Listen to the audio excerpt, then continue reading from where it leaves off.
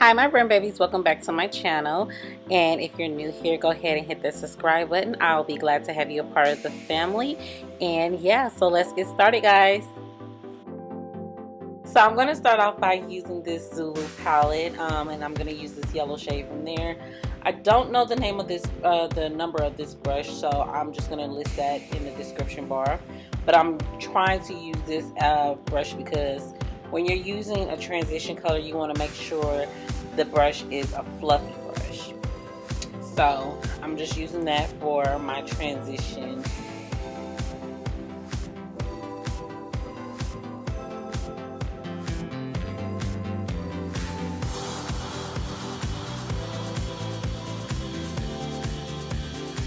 Then I'm going to go back into this Zulu palette, and I'm going to use the orange shade from there, and I'm going to blend that in with the yellow. And you're going to see me going back and forth with using the yellow in the palette, just to make sure everything is transitioning together.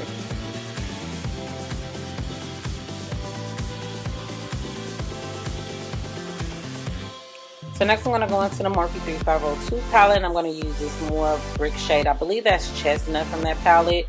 But I'm going to use the same brush to apply that into the, actually it's not chestnut, that's a deeper orange shade. So I'm just using that, and I'm going to use this other brush to apply chestnut right after that orange shade, just because I want more of a like burgundy color, and I don't have a burgundy shade, so I'm mixing colors together in order to get the burgundy payoff that I want.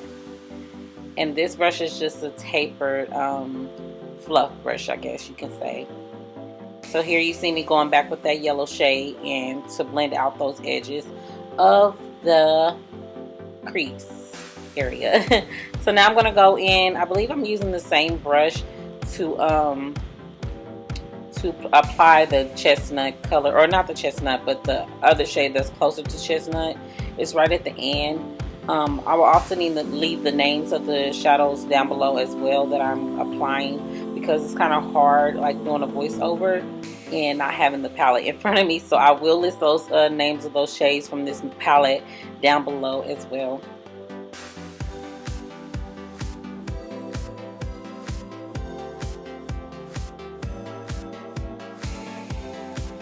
Now I'm gonna go, I guess so yes, I'm gonna go into this shade. It's more of a brownish black color, just more a deeper brown. So I'm gonna put that in the outer V just to prep it for the black shadow that I'm gonna use from the same palette. And I'm using more of a tapered brush, and I believe this is the Morphe M502 brush. So just excuse me if I'm not saying the names right. It will be down in the description bar. So yeah, I'm applying that to the outer crease area.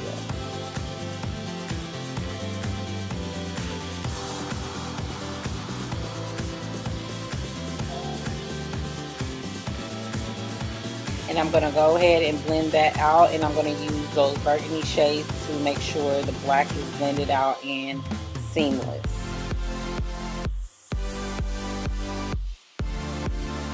I did use a no-name brush to apply that black shadow from the Morphe 3502 palette, so that's what you see me doing here, is applying some more of that black and then going back and blending it out.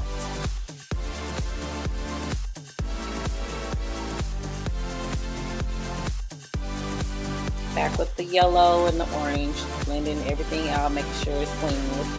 And then now I'm going to go in with my LA Girl Pro concealer in the color Fawn to cut the crease.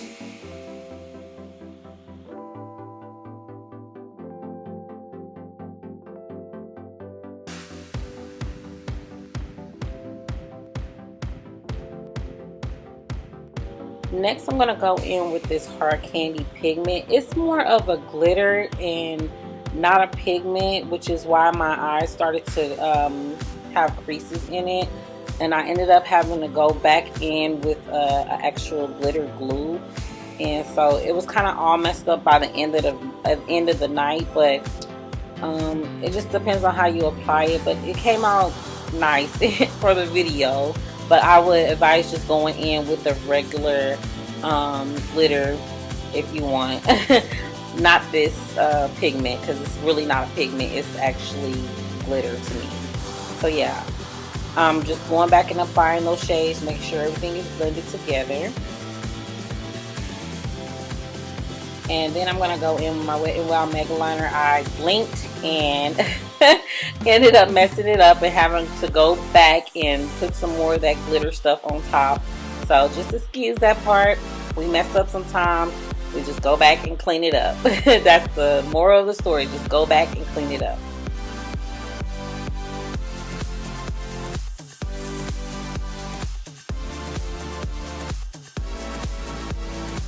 Now I'm just going to apply those burgundy shadows that I applied to the crease area underneath my eye. And also I didn't show where I applied the molten gold as a highlight in my tear duct area or above my brows, but I did finish my foundation and everything off camera, just so we can make this video pretty speedy and fast and geared more towards the eye look rather than my foundation and everything that I normally show any other time. And then I applied a black gel liner from Maybelline into the waterline.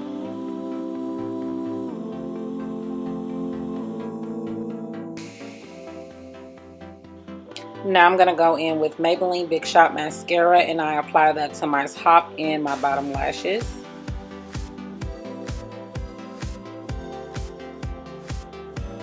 Now for my lips, I just applied a brown lip liner, and then I applied MAC's Velvet Teddy on top of that, and then I applied my lip gloss because you guys know that I love lip gloss now. I hardly ever do a matte lip, so yeah. That's what I did for my lips today. And then lastly, I applied my lashes, and these are the natural lashes from Ardell. I wanted the wispy ones, but I just applied the natural ones because this look is already dramatic. So I just wanted to do something a little bit more subtle, so I just applied the natural ones instead of the wispy ones, which are really nice and pretty too. Alright guys, this is the finished look. I hope you guys like it. Please don't forget to comment, like, and subscribe. And I hope to see you guys in the next video. Bye guys.